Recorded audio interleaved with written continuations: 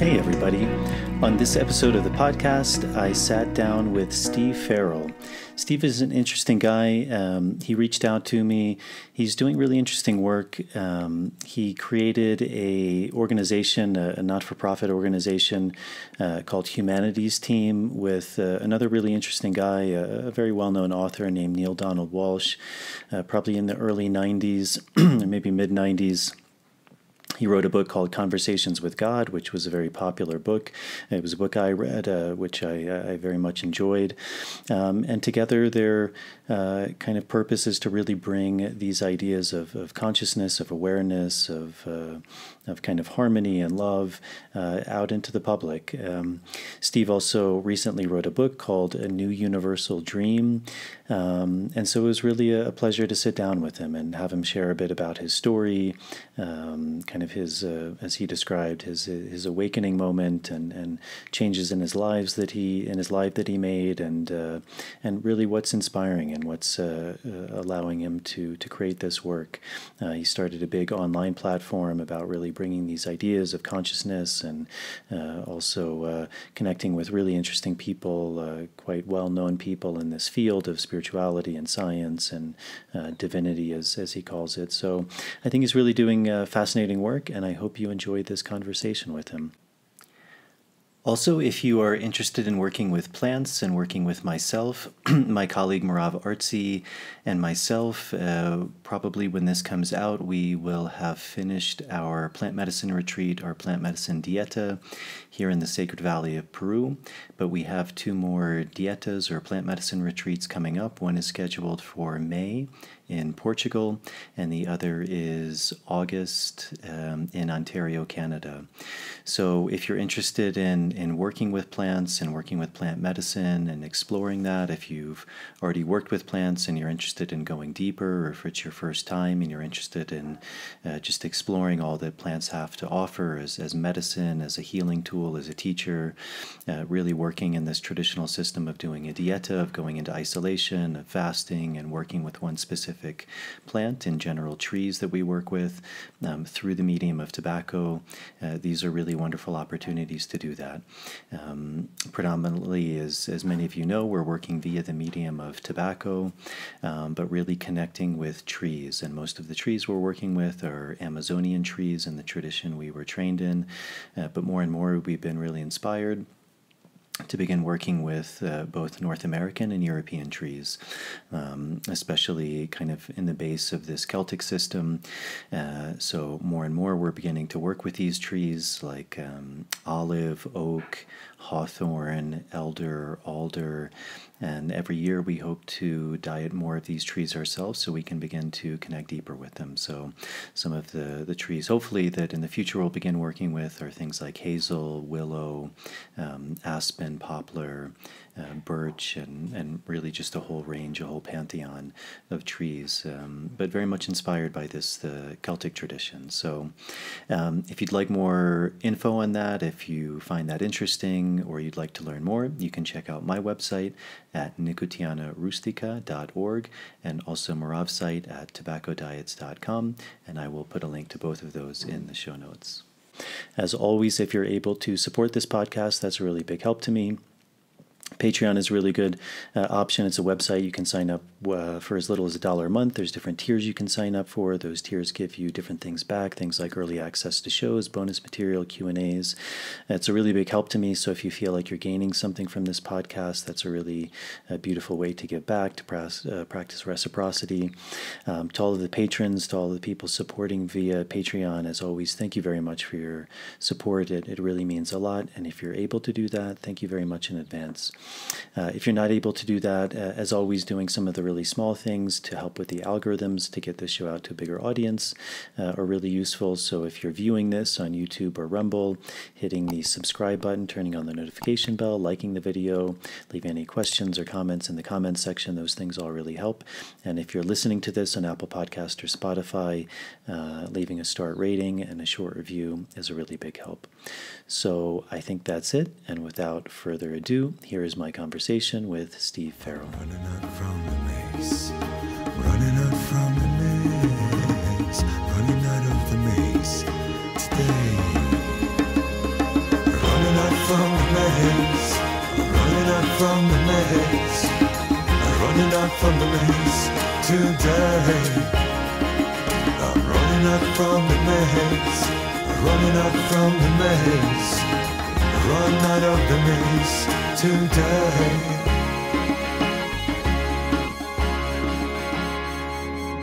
Yeah, great, Steve. Well, thank you for coming on. We were chatting a little before we started, but an assistant or a publicist of yours reached out, and it's interesting because usually I don't take a lot of guests that I'm not familiar with, but I looked at a bit of your work, and you seem like a really fascinating guy, and I really kind of resonated with what you were speaking about and what you were doing.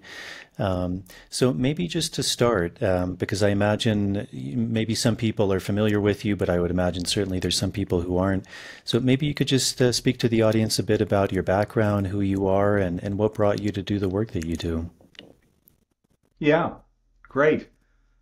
So I'll do that. Also, Jason, the book which you referenced, The New Universal Dream, just so you know, so that is the true story of kind of the 50-year journey from age 12 all the way out to today. And this whole, conscious living thing is really what the story's about, of somebody growing, into conscious living from just the standard average household that we all grew up in. So just to mention that, because that, if anywhere in here, if you want to context around it, that there's a lot of context there.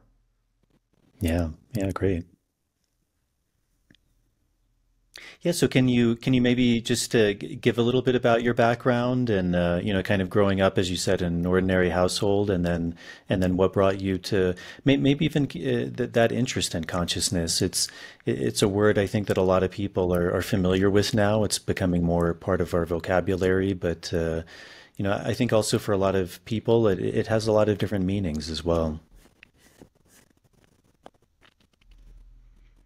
It does. Yeah. So, the way I look at it, this background of mine is this whole, what's going on now in today's world is this, what I call this great migration to conscious living. So just as we see the Canadian geese, all flying south still, and the whales where you get out to the coast, all migrating down to the Baja Peninsula and things.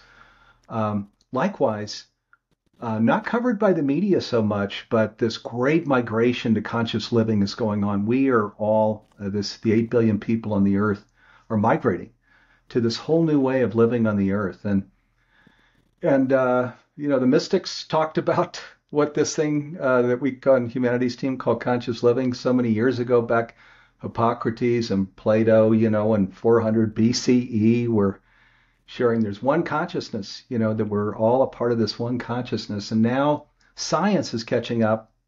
And there are articles, even just in the last couple of weeks, Popular Mechanics and other magazines are bringing in the science of consciousness, saying, oh my God, that our own consciousness is actually linked to the consciousness of the entire universe, that everything is interrelated, interconnected, and interdependent. And so my story is actually this story of, I'm going to say, that might be quite like the story of all of your viewers, where we grew up, I grew up with a single mom, a divorced mom, 6 brothers and sisters, a little 1,200 square foot home.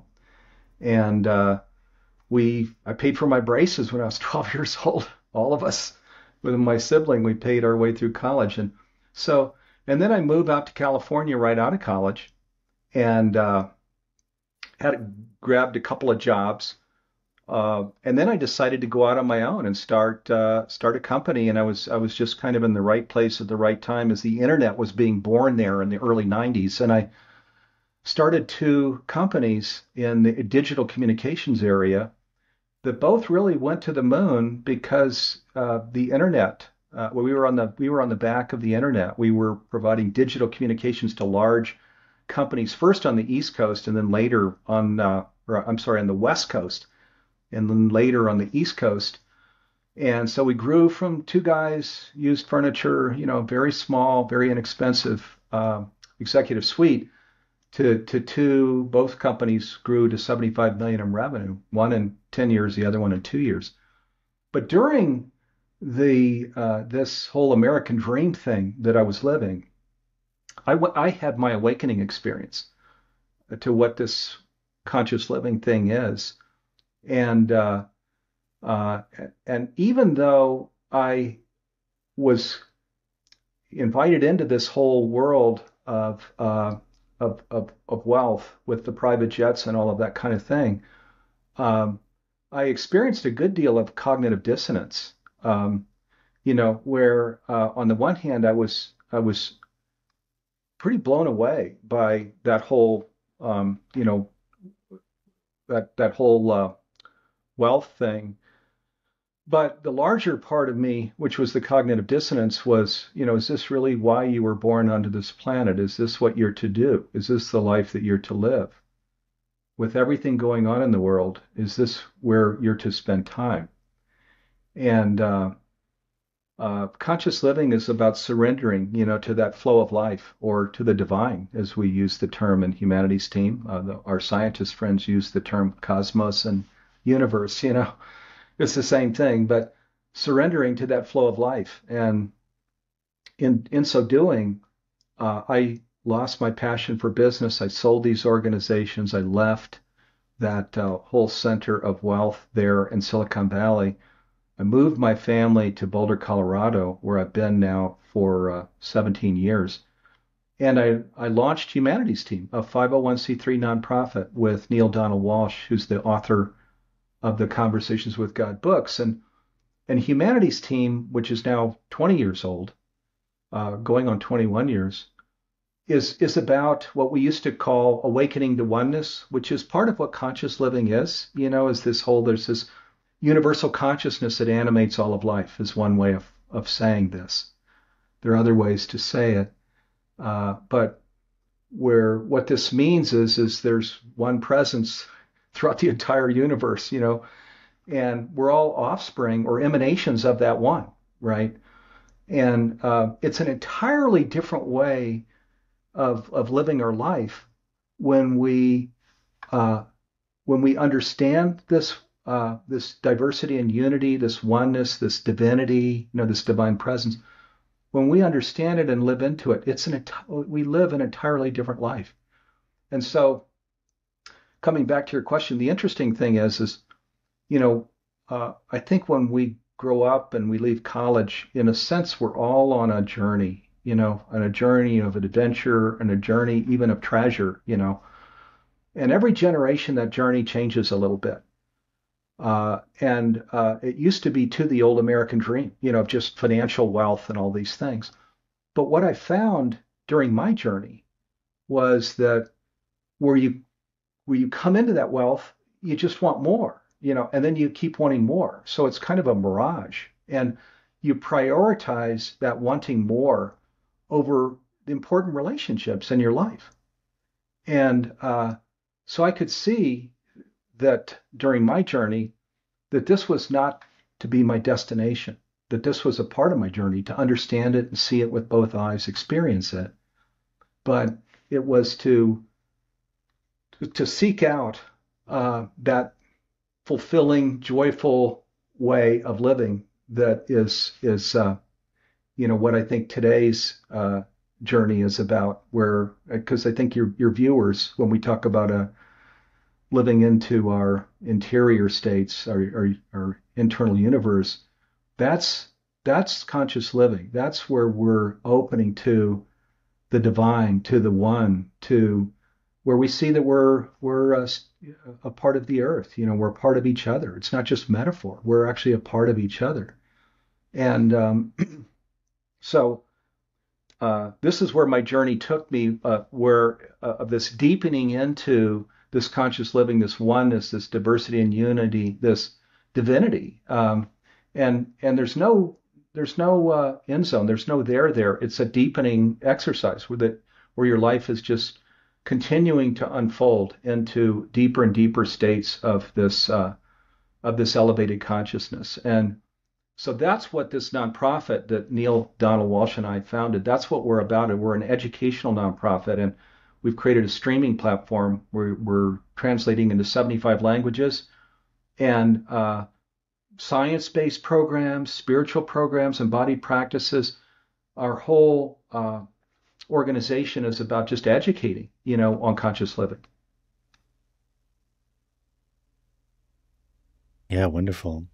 So what does that mean to you? Because you use that phrase a few times, conscious living. What differentiates that from someone just living their day-to-day lives and going to work, taking care of their kids, eating, exercising? What would you differentiate kind of I guess maybe as you could call it, a somewhat unconscious life, maybe where people aren't bringing awareness to certain aspects of their lives. But what does that mean for you when you're specifically talking about living a conscious life? Yeah, well, so what I'm referring to, and let me just stay in my own experience because maybe people can relate to that. But growing up, I had no awareness of conscious living. This whole diversity and unity, this one consciousness that animates all of life. I was not taught any of this. It was more Newtonian, Darwinian science. We're all separate. I'm separate from you. We're separate from other people. We're separate from the earth. That the divine, if there is one, is up in the sky somewhere. I grew up this way. In fact, I was an altar boy in the Catholic Church. And but as we if we do the homework, where we do the research, where we educate ourselves, we can see, and again, even in Popular Mechanics, a magazine article that just came out last week, their articles are proliferating everywhere that are sharing that old science is really not true. It's a false reality. It's where we're living in our separated self. It's where we wake up in the morning and our whole worldview is of me. I want to do this, I want to do that. It's all me, I based. It's our smaller self. As we and it's just to stay with that for a bit. It can there's a strong sense of separation, which then brings in a sense of loneliness often, which then brings in a sense of anxiety in today's world with wars and extreme weather and all these things. It's not a fulfilling place to live at all in this separated self place from the time we wake up on the pillow to the end of the night. It's a very transactional world. We're separate from each other, and why not? And why not even just go and try and earn $1 billion as many do, right? Where you're just prioritizing more. It's all financial gain that is being prioritized over deeper relationships where we leave transactional, where we go to women and a lot of men even these days talk about relational relationships, right? Where we're more deeply connected. Well, conscious living is where we go over one more into divine presence. It would never be transactional of, I want this. If you do this, I'll do this for you, right? It's just tit for tat. It's transactional. There's no love. There's no open-hearted. It's very unfulfilling. You can go, into many classrooms in most hospitals, and it's very transactional today because it's an unconscious world. Now, as we become conscious of this whole oneness thing, this diversity and unity thing, this loving presence, this one consciousness, which is pure love, when you really do the research and when you build your daily practice, where you start living into this oneness. Right now, there's, right out my window, there's nature, where you're living into that connection with nature, into that light of divine love, which can become a part of our daily practice, where we're deeply understanding that my parents delivered me to the earth. They're like an airplane terminal. They delivered me here. But I did not come from my parents, nor did you, nor did any of your viewers. We came from the one, from the Most High, with whatever term we want to use. I like to use the term the divine. We came from the divine. We're emanations of the divine. We actually have unlimited eternal lives. everlasting lives. We have unlimited potential. We have those same capacities of the one. Uh, as and again, there's all kinds of education everywhere. I'm sure your viewers, they've read books, they've seen movies, they've taken classes, probably they've gone to seminars, they've experienced retreats. This is now out there.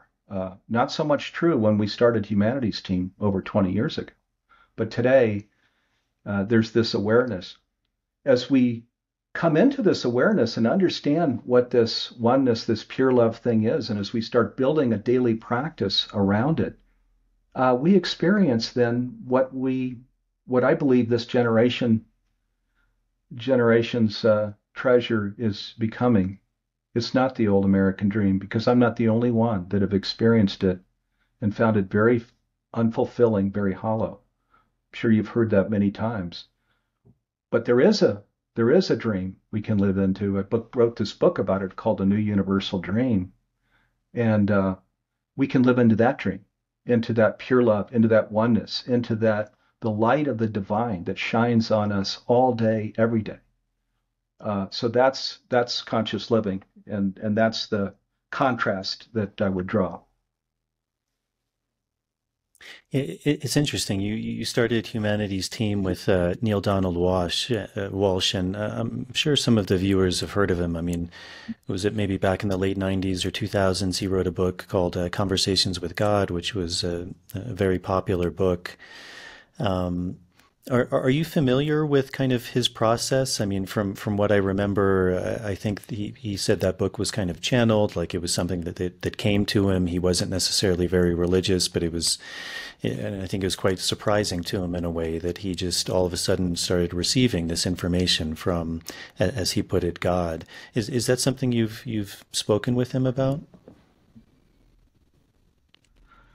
Absolutely. I've known Neale now for 25 years, and I work closely with Neale today, and have for the larger part of 25 years. So yes, in fact, he and I created a masterclass just in the last 9 months called The Art and Science of Living Consciously, and we even let people name their own price, including zero, to go through it, where you go through for free.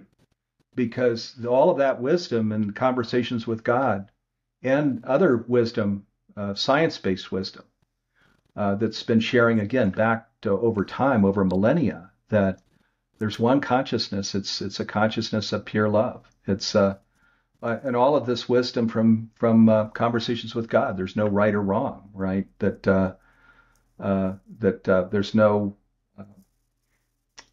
No, there are no villains or victims. Some really startling truths come through in conversations with God. So yes, I know Neale well, and have created a good deal of education programs, including this recent one, which is an amazing 16-module masterclass that people can go through for free. You mentioned a bit kind of this idea that science in a way is beginning to show a different picture. Where do you see some of that new science in relation to consciousness, and maybe how it's relating to these ideas of consciousness, of religion, of God, of union, of divinity? Do you see parallels that are becoming more kind of accepted now to a larger audience? I do. So if you go and study Einstein's latter years, there are a good number of quotes here that over 100 years ago, in 1921, Einstein, one of his quotes, you can Google this, is the greatest illusion in the whole world is the illusion of separation, he says. And then the other quote that many people are familiar with, where he goes quite a bit deeper, and he says that we suffer from, he calls it an optical delusion, where we're clearly separate from each other. And he says this optical delusion has created a prison for us, is what he calls it. And he says, so our job must be to free ourselves from this prison, from this optical delusion, and embrace the whole of humanity and nature. And then his other quote, which is very much what we're getting to here now, where he says that no problem can be solved at the level of consciousness that created it. So what that means, because you can have to kind of sit with that one to try and get your head around it, but what that means is, so, we were referencing in today's world, we're all way too familiar with the wars, Middle East and Ukraine and global warming and extreme weather and these various polarity and, not just in the US, but all over the world. So what this is saying is if we want to go to root cause, if we want to heal these things and create a sustainable and flourishing world, that we've actually got to elevate consciousness. We can't stay in this consciousness that he called of separation, of optical delusion, this prison for us. We have to go up. We have to elevate our consciousness. This is what Humanities Team, the nonprofit that I'm part of, is devoted to, is bringing in the scientists. So you were saying what scientists today? I was mentioning popular mechanics. You can go Google that article. There are lots of articles now on this one consciousness that is universal. But Greg Braden's work, Nassim Harameyn's work, who runs the Resonance Science Foundation, and his theory of everything, which gets to this oneness of the whole universe. Greg Braden and Nassim Harameyn, incidentally, they created a masterclass that is streamed on our platform called Humanity Stream Plus, and it's called Forbidden Science. And they were the ones that insisted we name it Forbidden Science. So when we created this masterclass with them, we said, why are we calling this program Forbidden Science? And they said, because this science, which is bringing in quantum physics and the interconnection of everything in the universe, you can't teach this in the classroom today. And we said, you can't? They said, that's right. You cannot teach that. They will not let you teach this quantum physics, this science, in the classroom in the United States today. So that's why we're going to call the masterclass Forbidden Science. And then they bring in all this science of interconnection. And they're scientists, mind you, and yet they talk like preachers, because you'll hear Nassim Harameyn with his Resonance Science Foundation in this masterclass. He says, so, and he's talking to the camera. He says, so, all of you, everybody watching this program, you should be walking around like with perfect posture, because you need to realize that the universe is inseparable from you, which is to say, you can't just sort of exit my body, Steve Farrell, and pull me out of everything and the universe remains the same. It is not the same. There's no universe without Steve Farrell. There's no universe without Jason. There's no universe without each person that is viewing here.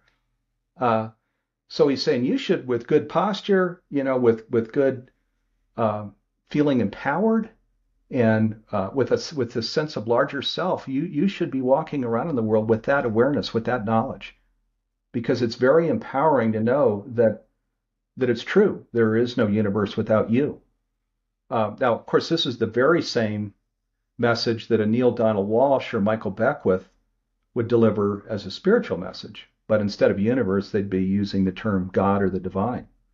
That there's no divine without you.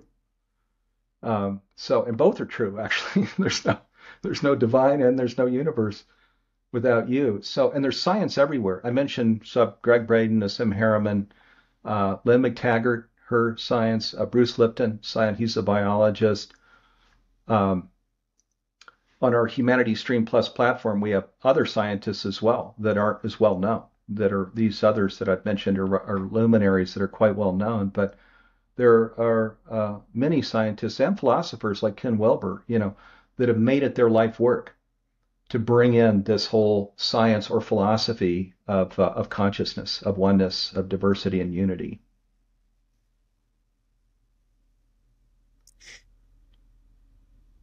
Even from most of the cultures we're coming from, I mean, we're both coming from the United States, which people would often say that has roots in Greek philosophy and Greek thought.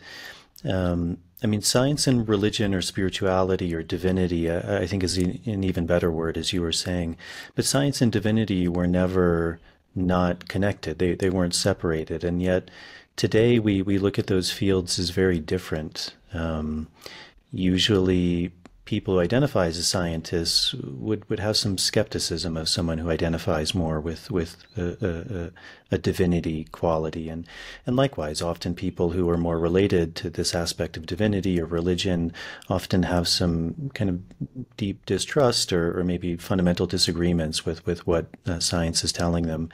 Do you have any sense of where that disconnect began? Because certainly, you know, even in our roots, those things, again, they weren't inherently separated. Right, right. Yeah. Now this goes back to Newton and Darwin and other scientists too. That where this, if we go back in the last couple hundred years, where the body and spirit were split, and they said when we talked to spirit or spiritual terms, now that's the church, you know, and then we talked about the body and its physical health. Well, now that's a Western doctor. You know, we just kind of split these things. Until along came people like Einstein, who's probably the most revered scientist that's ever walked the planet. And boy, was he explicit on this. But it wasn't just Einstein. There actually are other Nobel Prize for physics leaders. Erwin Schrödinger said that there's only a oneness in the universe. Other scientists as well, Max Planck, you know, I won't try and list them all. On the Humanities Team website, we actually, there's an initiative we created called Changing Humanity's Future. It gets into all of this. And if you go to the Changing Humanity's Future page, there's a hyperlink that says sources of confirmations of a conscious reality. When you click on that link, you'll see all these quotes from scientists, these revered, well-known scientists that made it their life work, that are sharing that, you know, and again, some of this goes back into BCE, Plato and Hippocrates, that when a couple hundred years ago, when we split off spirit and spiritual and the science of the body and mind, we did a great disservice. Because as you mentioned, if you were to sit down with many scientists today or many leaders of religion, they would absolutely agree with what you shared, Jason, that these are separate things. There's no putting them together. But the science of this being put together is pretty undisputable. Even the Nobel Prize for Physics in last year, 2023, in October of last year, was for 3 researchers who researched something called entanglement. Now, entanglement, if you look up the definition of it, it means that you can have things on completely different sides of the universe, hundreds of thousands of light years apart, that are deeply affecting each other. There's no physical connection at all. That's Nobel Prize for Physics just last year. So, and that's one of the features of this deeply interconnected reality, this oneness, which is today's universe. What we're seeing is a lag time effect of where science is actually demonstrating and proving things, but there's a substantial lag time before the mainstream of the world sort of catches up, comes into the awareness, and changes the way that it lives and its habits. We compare today's world to Galileo's world. So Galileo was the scientist there in Italy in the early 1600s. He was in the early 1600s, he was kind of the father figure of science, of physics, of astronomy. And he created a telescope based on, it actually was the Dutch first created the telescope. He created his own telescope based on the Dutch and was observing the cosmos. At that time in the early 1600s, you might recall that they believed that the Earth was the center of the universe, right? And the sun and all of the stars were actually out in the exterior from the center, which was the Earth. Now, Galileo observed that with his research, whoa, this is not true. The Earth is actually not the center of the universe, that we are in a solar system revolving around the sun, warmed by the light of the sun.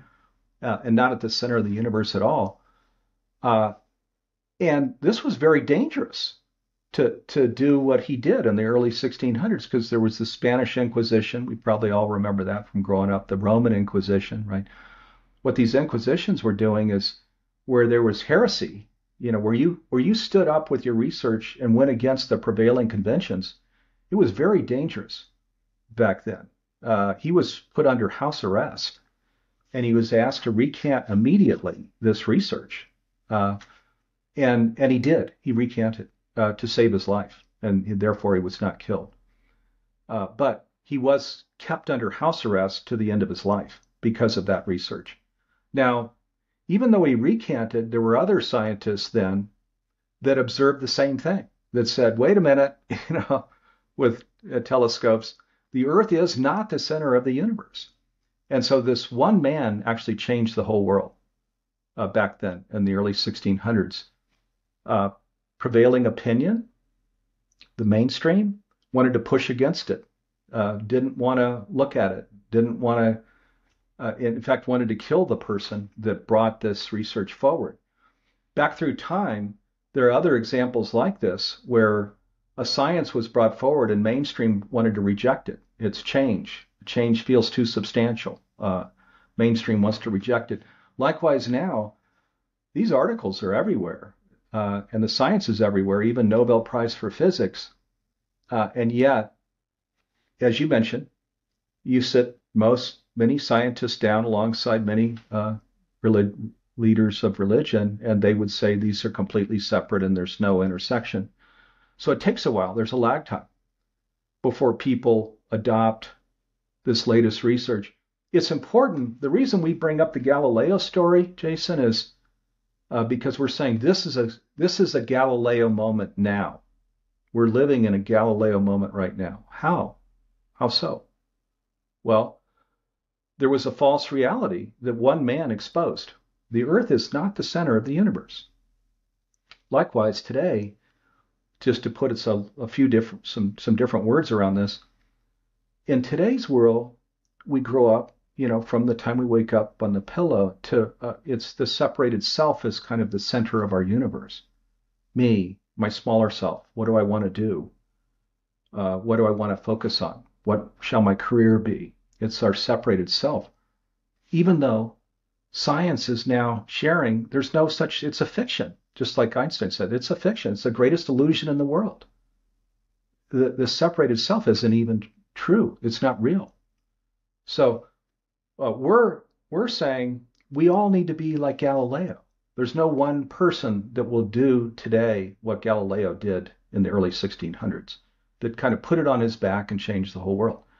Today, we all need to do our own homework, our own research, and see, oh my God, the separated self thing is a fiction, just like Einstein said. It's not even real. I've been living into a fiction. My ladder's been leaning against the wrong wall. And the beautiful thing is as we understand that fiction and understand this universal consciousness of which we are a part, and we start living into that, and that makes us become more into service. It's our bigger self, where we see ourselves in the earth and each other. That's actually where I found it during my own journey. That's where I found this really fulfilling life that we call conscious living. Do you think some of that, we, as you were kind of mentioning, we live in a really interesting time, and even like what we're doing right now, being able to communicate via this mode of communication. But at the same time, these things like internet, they kind of media, they can kind of give us this one world view.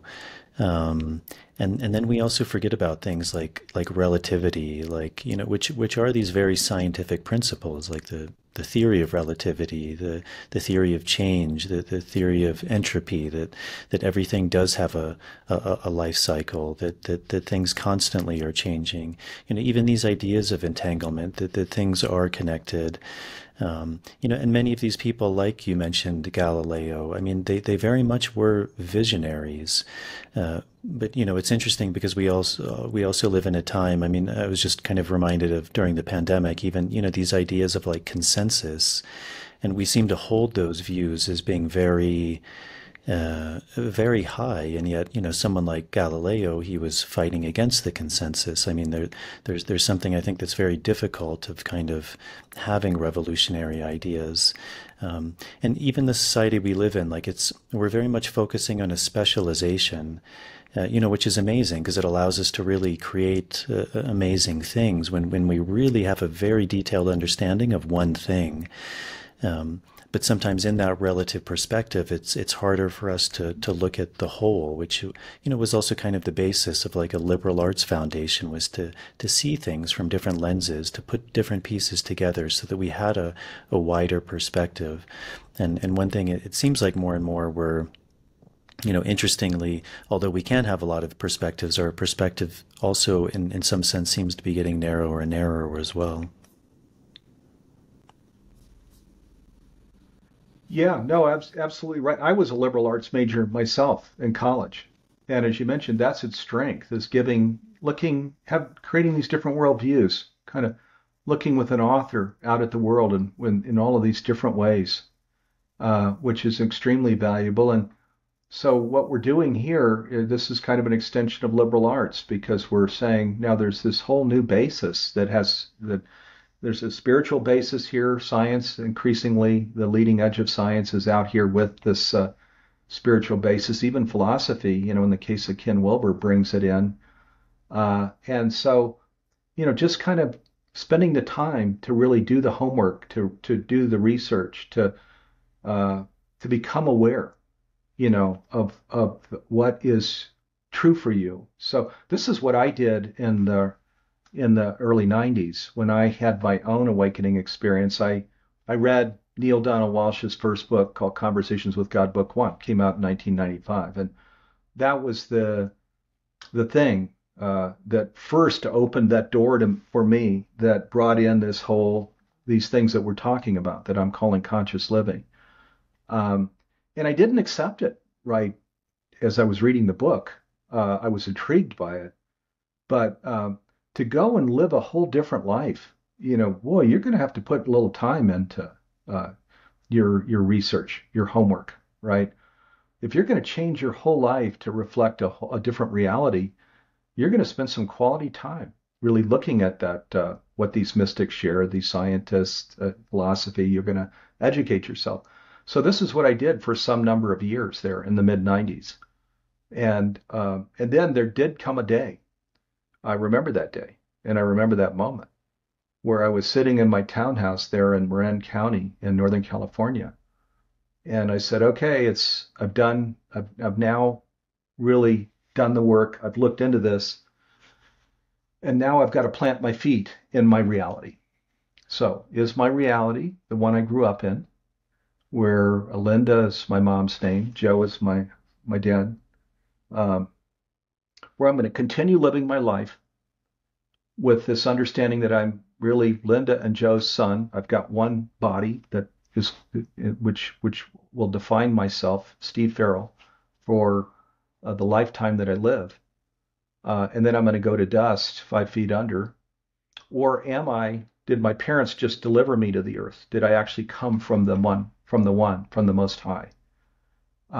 And where I have those same properties of everlasting life, where I've had hundreds of lives before, where this particular life is just a chapter, and where I have those same properties if I can become who I am destined to become, bigger than the middle kid, in a big family in a little home with a divorced mom. So who am I? And that was the decision I made that night, where I said, okay, I'm the second one. My parents just delivered me to the earth, but I came from the Most High. And once I put that solid ground under my feet, then my whole life changed. That was when I decided I sold these companies. I left the business associations. I left Silicon Valley. I got to know Neale Donald Walsch. I launched Humanity's Team with him, and then we created this whole platform for conscious living that supports people that are living consciously all over the world. So, and this is where everybody's got to make that decision for themselves. It's a huge decision. It's a self-definition decision. Ultimately, it becomes a self-realization decision because life is really about becoming self-realized, where we say, what does that mean? So Steve, for you, what does it mean to be self-realized? Where I have to sit with that and I have to decide. And that's what I'm going to grow into. So that moment in that townhouse there in Northern California was a huge moment. That's when everything shifted for me. What do you think it was specifically about that book? I mean, because again, you mentioned the book Conversations with God, and then obviously you've become very close with Neale Donald Walsch. What do you think it was about that book, that writing? Was it a moment in your life that you were ripe for it, or do you think there was a specific message in that book that really resonated with you? And I mean, what do you think it was about that particular text? Because I'm sure you had read other things, other kind of spiritual books, or you'd heard of different practices, but do you have a sense of like what specifically about that kind of was one of the things that began to spark this awakening within you? I do, yeah. So Jason, my whole life, even though I mentioned I was an altar boy in the Catholic Church, and the Catholic Church wasn't as uh, loving and compassionate then as it is today under Pope Francis, but uh, but I was in touch, even as a young child, from the time I grew up with this. I just, at some level, I knew that there was not a judging deity, where I was being judged and that I was going to, at the end of my life, kind of stand in front and then you're going to go in this direction or that direction. I did not have any sense of that at all. On the contrary, I had a sense that there was just this amazingly loving, I'll use the term God, that had my back, that was supporting me and growing and my life unfolding to a higher and more mature self. And so when I read the words from Conversations with God, which as you know matches with that understanding that this is what is revealed, is that this whole notion that there's a judging, punishing deity, it's rubbish. It's just not real. Mystics again have shared this down through the ages as I went and did my homework after Conversations with God. As you know, mystical traditions have been sharing this back over millennia, that it's a God of pure love, that we all go to that same destination of pure love, and life is we're growing into our higher and higher selves. It's a journey to self-realization. So the words match to the understanding that I had, and everything that's there impressed me as just being true. And it wasn't just me. You might remember back in the 90s when those books were big, Neale was on ABC and NBC and CBS and CNN and all the shows, and almost everybody had the book on their night bookstand. The book was on the New York Times bestseller list for 137 weeks. That's a long time. So people were amazed at the wisdom because, if you know Neale's story, he was a homeless man, right, eating out of trash cans. When he then had his first Conversations with God that was to be continued, where this wisdom then came through. So the wisdom, I think, is pretty irrefutable. Why would so many people read it? Why was he so popular on television and so on?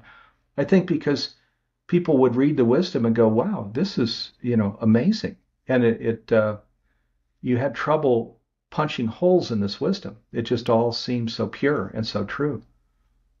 So the way I looked at it, Jason, is, doesn't it make sense that in today's world where there are all these challenges going on, right, which I've talked about, that the God of our understanding would decide to have one big, huge global conversation that everybody could read into that answers the biggest questions in life. Who am I? Where did I come from? Why am I here? What can my journey be about if I want to be truly fulfilled? All of these questions are answered in the Conversations with God books. And again, when you look out at this other wisdom, mystical tradition, science, etc., it actually all affirms that very same wisdom. In fact, there's very little in Conversations with God that's brand new that was not shared before. It's just that it was distilled down into wisdom that is so easy to read, so simple to understand, that you really can't get lost in it. So I still look at it that way today. I mentioned, as we know, we probably have friends and family members that feel weary, alone, disempowered, anxious, some even in depression. What our perspective is there's a remedy right here, right now, that addresses all of it. It's why we call it the Galileo moment, is if we really understand this wisdom, come into this awareness, and then we start living into this awareness, make it our life, we don't feel those things anymore. Lonely, disempowered, anxious, depressed, weary. We don't feel those things. Just the opposite. What I call conscious living is it's like living on a raft where you're floating above all of the roller coaster of life, where it's, oh, today's a bad day, today's a good day, kind of the roller coaster, which is how I grew up. In this conscious living thing, even though I have challenges just as everybody else does, it's more like I'm floating on a raft above that whole roller coaster. I'm not in this, I don't have bad days. That's not what I experience. The Conversations with God wisdom, as it brings you into this notion that you're a son or a daughter of the Most High, just to reduce the message all the way down, and that you're here to participate in this great pivot or this great shift of the ages that's happening on the planet right now, that we're calling this great migration to conscious living. It's a beautiful thing. Living into it is life-changing. Living into it is fulfilling. So, yes, the book was very profound for me. I think it was very profound for a lot of people. Maybe the difference is I didn't just read the book and put it down. That began an inquiry for me that has extended all the way to today. I never did put that wisdom down. What do you think is that balance? You mentioned something really interesting, which is like at a certain moment you realize that like your parents birthed you, but in a way you didn't come from your parents. You came from God, from divinity. And I think that's something a lot of people struggle with is kind of, even you mentioned like Neil Donald Walsh, his story was kind of living as a homeless man, just completely on his own. And I think there's often these two conflicting things within people, which is on the one hand, wanting to be free, wanting to have no attachments. So like even kind of your story, like renouncing your work, moving to a completely different place, like this idea of freedom, versus this sense of obligation that a lot of people feel to their work, to their family, and then even to what some people would say is kind of this beauty or power of tradition, of really standing in something that's rooted, that kind of tethers us down. And I think a lot of people feel a conflict between these two sides, like wanting to be free, wanting to leave everything, wanting to renounce, wanting to become a monk, and yet at the same time feeling drawn or compelled to be with family, but also finding, maybe this idea of maybe there is a deep wisdom in my tradition or my ways or my place or my roots, and, kind of finding that way of walking in between those two places. I think you've articulated it well, that that is precisely the challenge that people feel confronts them. So for me, this is more of a spiritual thing than a religious thing. It was not a Catholic, born of the Catholic Church. It's a spiritual thing. And the beauty in the spiritual thing is you can actually have it all. You can have everything that you just shared there, Jason. Complete and total freedom. Uh, the prioritization of your time, however you might want to prioritize it. All that we're doing when we trust the spirituality and step into it is we're, instead of resisting, what I call cognitive dissonance, we're more going with the flow of, we all have that still small voice within us, which we call that our soul's calling in Humanities Team. We all do. It's what led you to the person, your partner. It led you to the work that you're doing. So in this, where we're following this spirituality, we pay close attention to that still small voice. And we don't let the worldly noise distract us. Part of the reason I wrote this book called A New Universal Dream is I wanted to share of my 50-year journey, where people that love me dearly, my brothers and sisters, on a number of occasions said, don't do that. That is a huge mistake if you go do that. And I trusted my inner voice, and I did what I was led to do. I had complete freedom, but I was choosing to follow that still small voice. As this kid that was a middle kid that grew up with next to nothing, and then I start these businesses that take off and do quite well, and I learned things about myself in that, and then I left, and then I, with these partners and colleagues I have all over the world in Humanities Team, created this streaming platform with conscious education. That was all being led, where I moved aside any resistance or any cognitive dissonance. I went with the flow. I listened to that still small voice. I trusted that still small voice.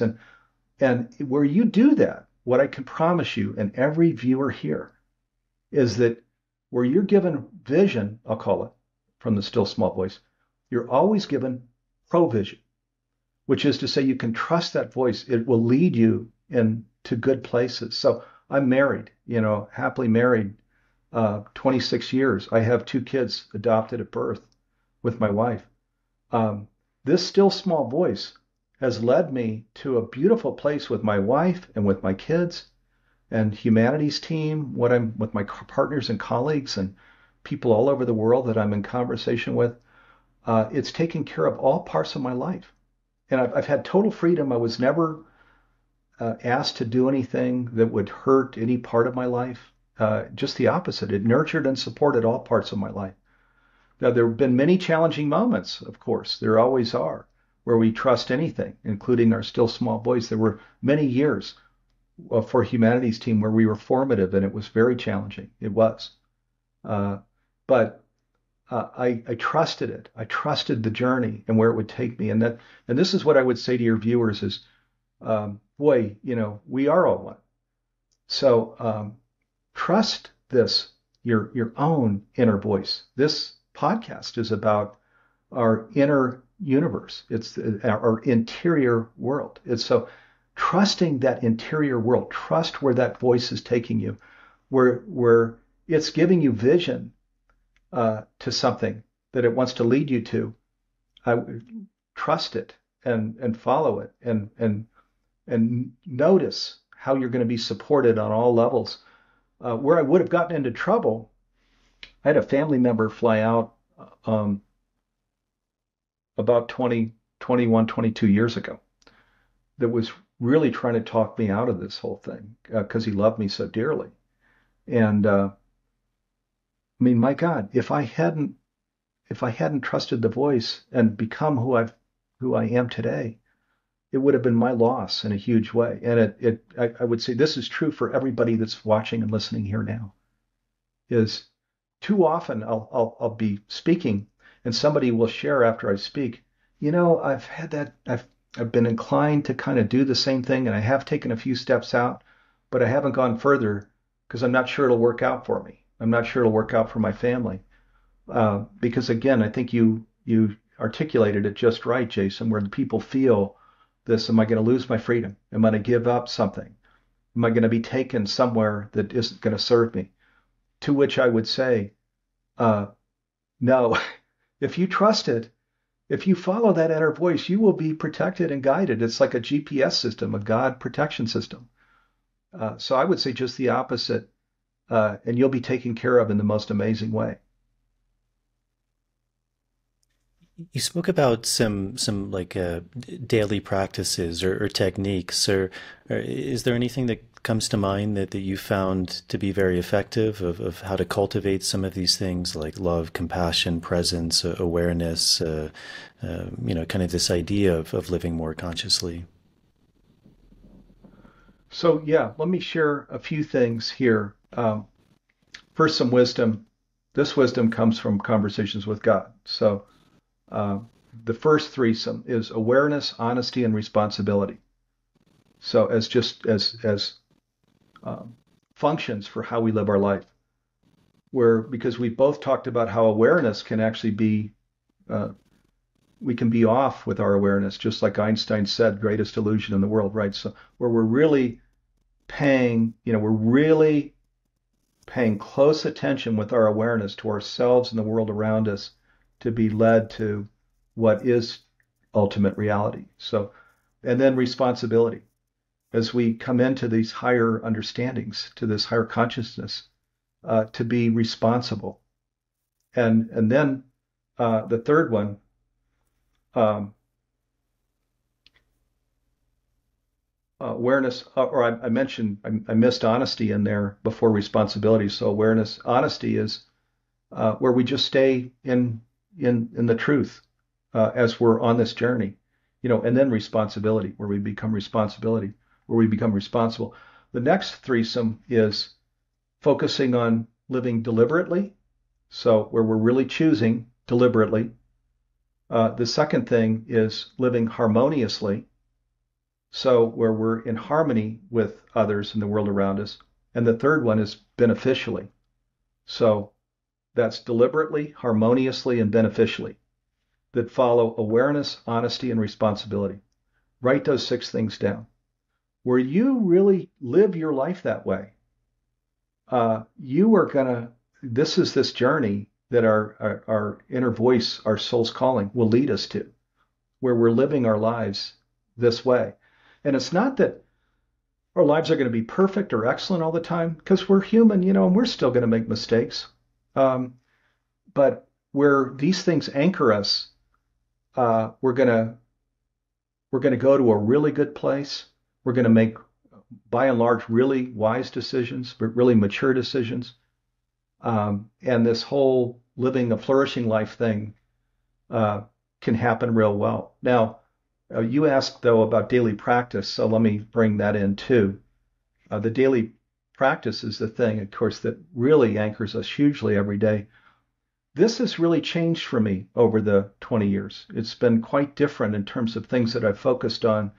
In the early years, it was more just really feeling this whole loving God, God of my understanding, really feeling that, being warmed by the light of the divine, I would say.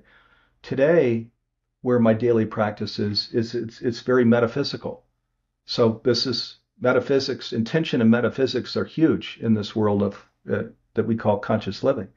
So intention, of course, is like the rudder on a boat, right? It's what steers you. You wake up every day. I'm going in this direction, going, living into this higher purpose. That's the rudder on your boat, is intention. Metaphysics is where we're uh, this dream for the world that mystics have shared, also shared in conversations with God, that we're going to awaken to this new science of oneness. That the conscious living is going to be made pervasive worldwide by 2040. This was the download we got. That's in 16 years. And that the new spirituality would emerge on the earth. The new spirituality is where we're in connection or communion with the divine, each other, the earth, and all of life. So my daily practice now is metaphysical, where I am going out into a future where these things are already created on the earth, and where we're experiencing them on the earth, and we're not any longer experiencing this weary separation, anxiety, depression, disempowerment thing. We've left that. We've gone to why I believe we were all born into these lives, was to not live lives like that, but to live lives where there's a communal experience. It's the divine presence experience. It's the love of our family. It's where there's no such thing as transactional anymore. We don't live transactionally anymore, or even relationally. We live out beyond that. So that's what my daily practice is, and that's the energy then that I carry with me throughout my day. So recently you released a book. Can you speak a little bit about that?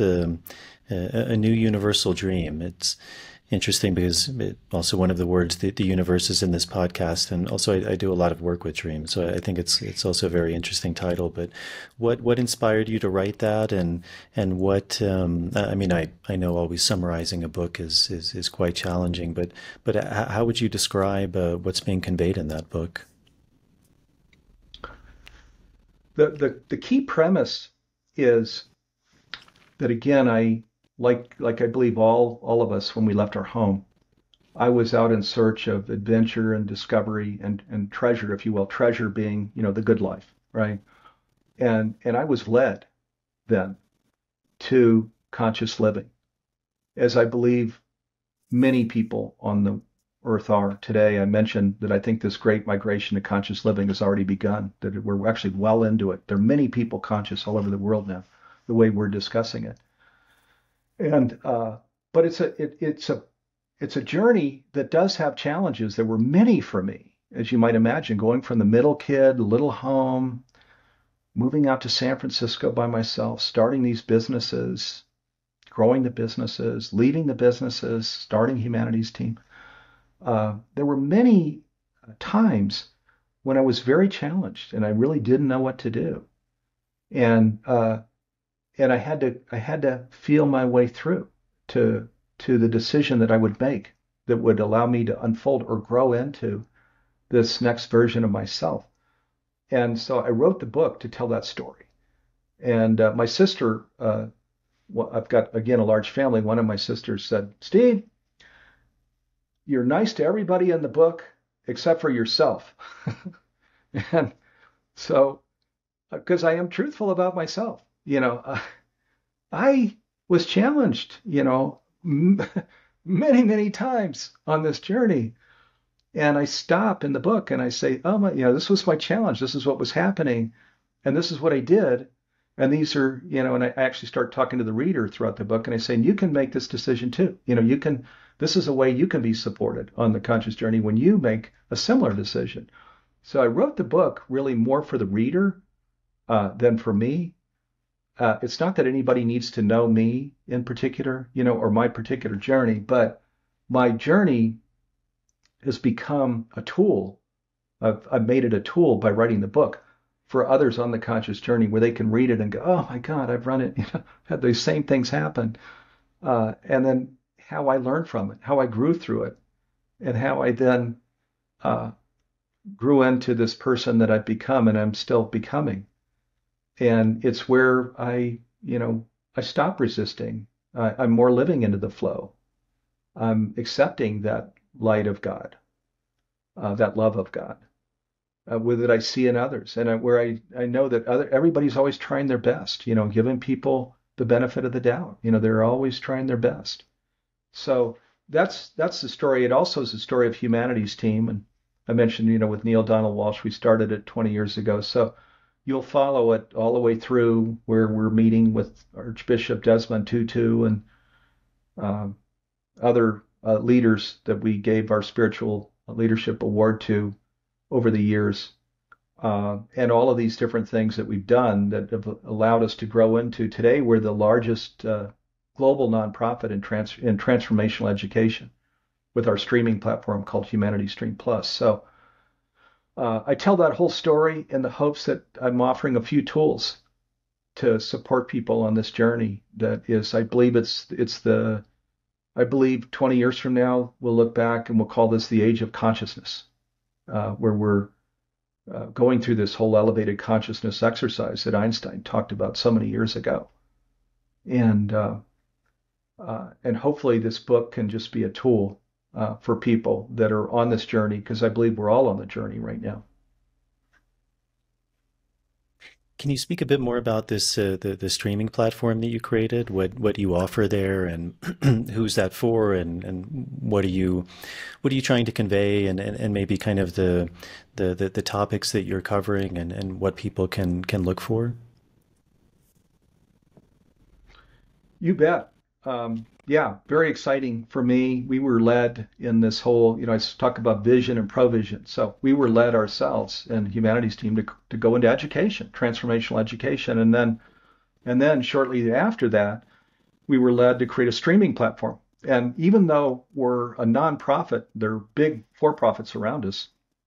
We actually have the most advanced streaming platform in the whole world because all the devices, your iPhone, your Android, your notepad, television, all the devices can download these programs, and they're on all the services. So Apple TV, Google Pay, Roku,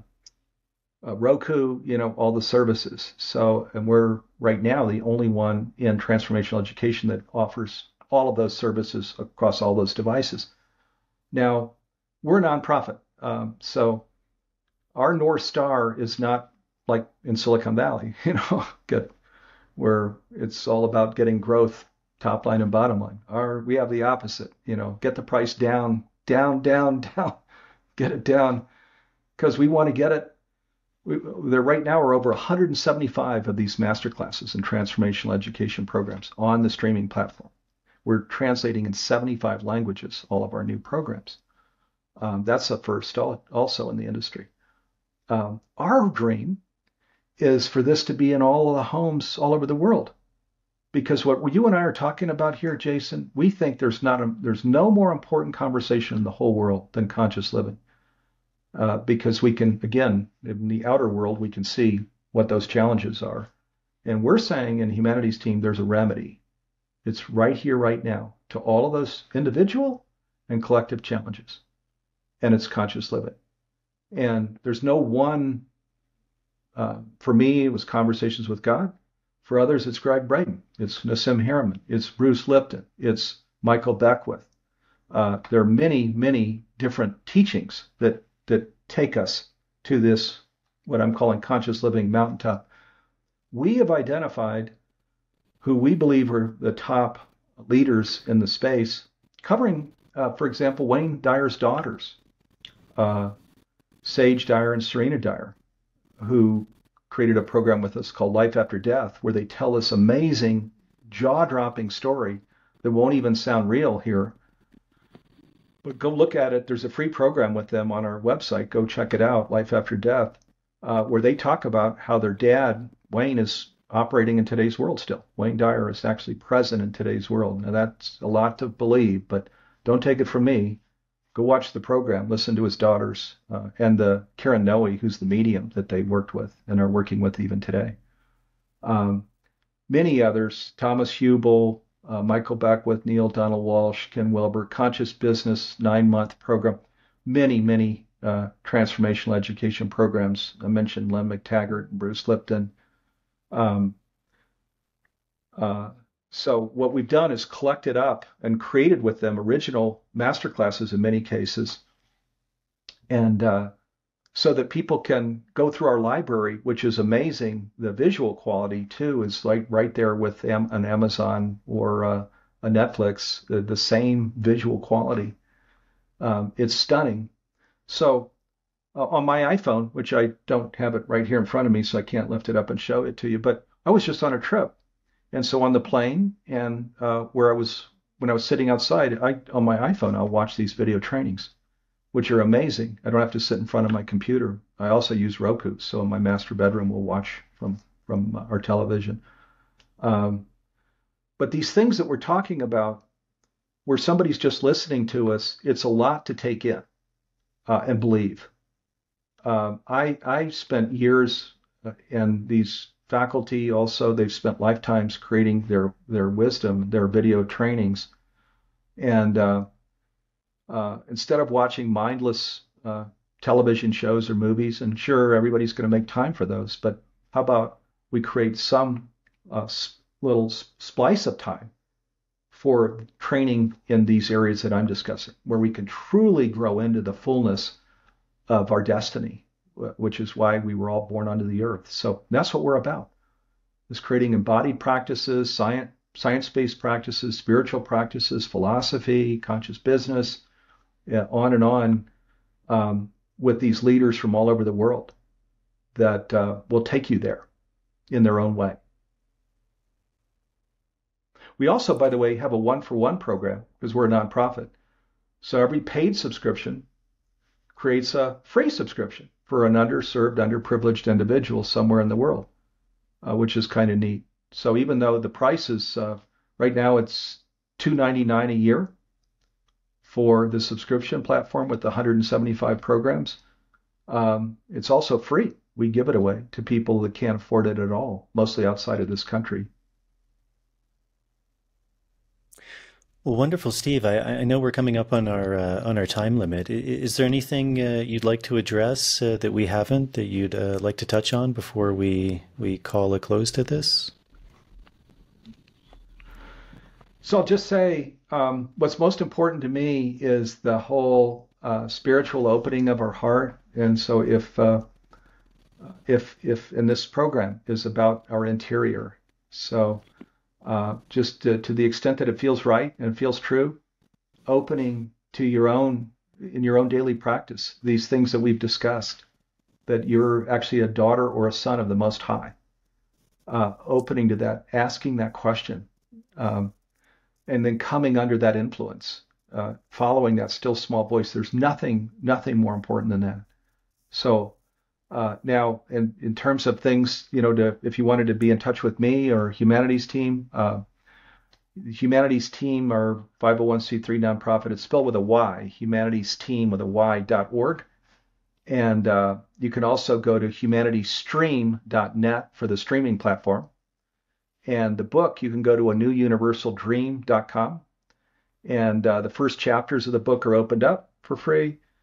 And then if you do buy the book from Amazon or a bookstore, if you enter your receipt number there on the site, we give you one of my masterclasses on conscious leadership. It's a $299 masterclass. We give it away for free. All you have to do is enter your receipt number.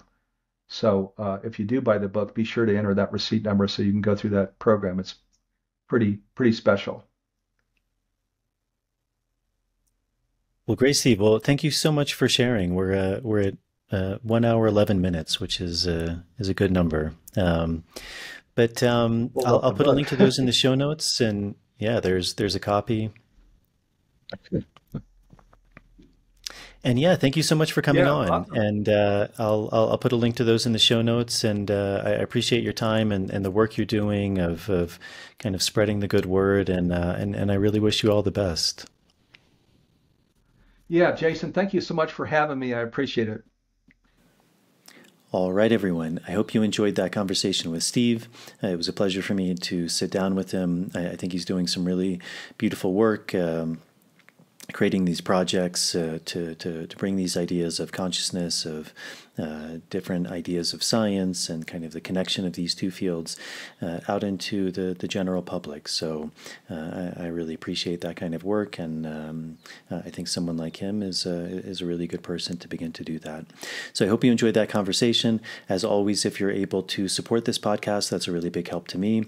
Patreon is a really good option. It's a website. You can sign up for as little as $1 a month. There's different tiers that you can sign up for. Those tiers give you different things back, things like early access to shows, bonus material, Q&As. To all the people doing that, to all the patrons, as always, thank you very much for your support. I really appreciate it. It's really what allows me to continue making these episodes. And if you feel like you're gaining really anything from these episodes, that's a really beautiful way to give back and also to practice this idea of reciprocity. If you're not able to do that, as always, helping with the algorithms to get the show out to a bigger audience is really useful. So if you're viewing this on YouTube or Rumble, hitting the subscribe button, turning on the notification bell, liking the video, leaving any questions or comments in the comment section, all of those things really help. And if you're listening to this on whatever platform, but especially Apple Podcasts or Spotify, leaving a starred rating and a short review is also really big help. So that's it. I'm not exactly sure of my upcoming guests. I'd like to have my friend friend Jeanette on. She also lives here in Peru to speak about some of the commonalities, the interplay between Buddhism and plant medicine. So I hope to have her on soon. Other than that, there's a few other people I'd like to bring on, but I'm shooting a number of these quite far in advance, so it's a bit far in the future, so I still don't have any specific dates. But as always, I hope to continue to bring on some fascinating guests. So I hope this finds you all well. Thank you all for tuning in. Again, I hope you enjoyed this episode. And as always, I will see you all on the next episode.